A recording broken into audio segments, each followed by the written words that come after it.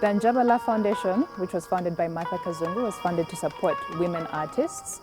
And one of the ways that we do that is with an annual exhibition. The first one was in 2021, and there's been an edition since, all of them curated by Martha Kazungu. And with the work that we do, we try to create safe spaces for women artists, because in most instances, when you see most exhibitions, women artists are not there, or their work is not engaged critically, it's engaged in one-dimensional ways. And because our sole focus is women artists, we are able to have a more critical engagement with the work of women artists. The third iteration of our annual exhibition is also taking inspiration from the Njabala folklore to talk about grief.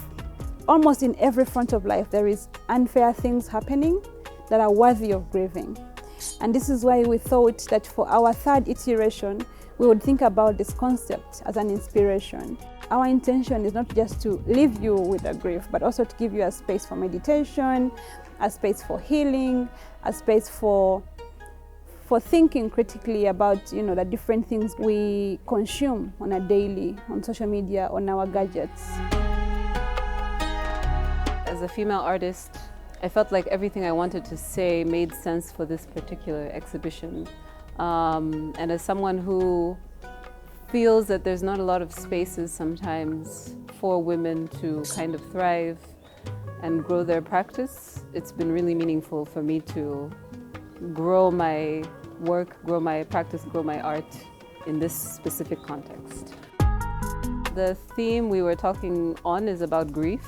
So I lost my dad to COVID in 2021. He had written a thesis on the culture of the Bachiga and the Christianization of the Bachiga people. One of the things I discovered was what was expected of women, how women were treated in this culture. And I think these things don't really die, they continue in some other form, but they exist.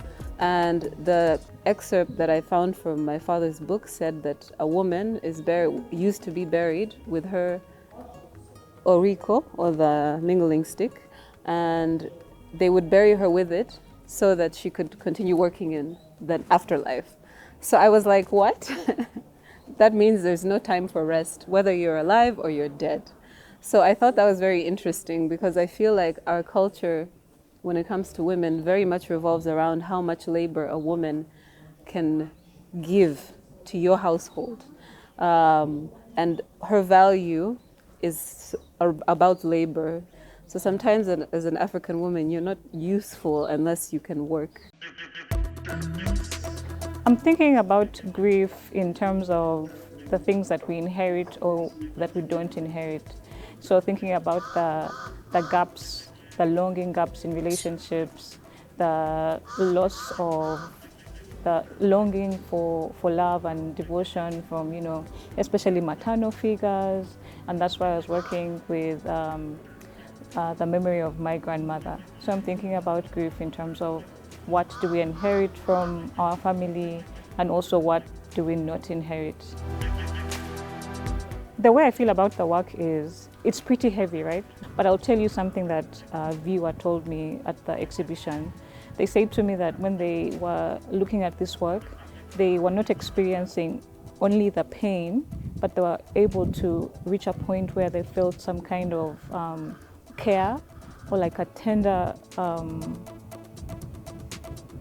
a more tender emotion than just grief and pain.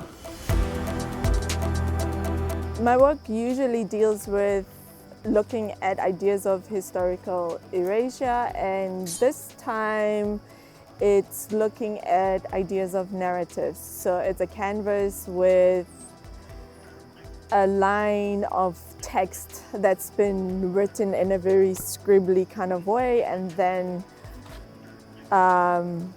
hidden by writing over it as well. And the viewer has this feeling that they can almost read what's written, but they can't, so it feels like water passing through your hands. A lot of my works deal with the passage of time as well, so this becomes a way of meditating. The works are quite melancholic in a way, yeah. I thought, first of all, that the approach is beautiful. It's in a collective, it kind of reinforces collective grief as opposed to dismissive thing that we usually talk about. People say when someone has lost a close one, they say things like, oh, God has decided, or, you know, life goes on. And I think that's very, very dismissive. And also we have all of these practices around, yes, go to the funeral, do this and that, but after the funeral has passed, do we have collective, you know, grief, community grief, where someone has space in community to kind of hold space for their grief? And I think that this exhibition is very, very intent on showing that it should be a collective thing that we go through. I mean, it's been really good for me. I think sometimes when we're creating art, we only think about the product, but the magic is really in the process.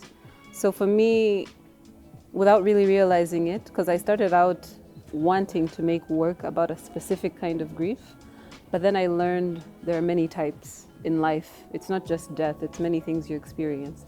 And I realized at the end of the day, the grief I'm really talking about is the loss of your culture, is the loss of your history.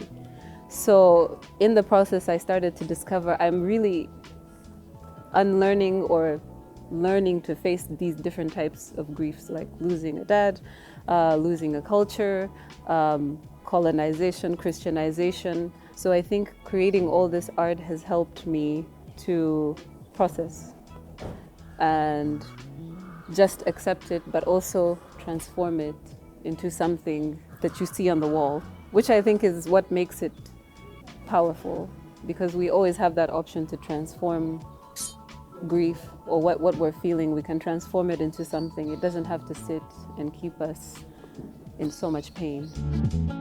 We live in a world that is very masculine, patriarchal and male dominated. So I think for me it's an obvious question that we need to give voices to women.